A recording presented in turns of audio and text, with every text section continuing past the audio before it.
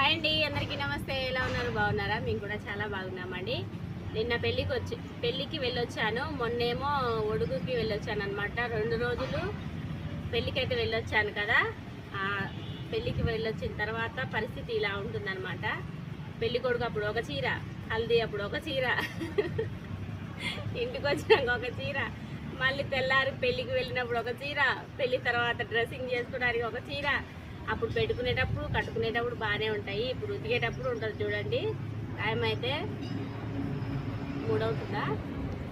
Time అయితే కరెక్ట్గా 4 అవుతుందండి. 4 గంటలకి మళ్ళీ సాయంత్రం గాలిదుమ్మ వస్తుందేమని చెప్పేసి ఎండ పోతుందేమని ముందే పైకైతే వచ్చానమాట.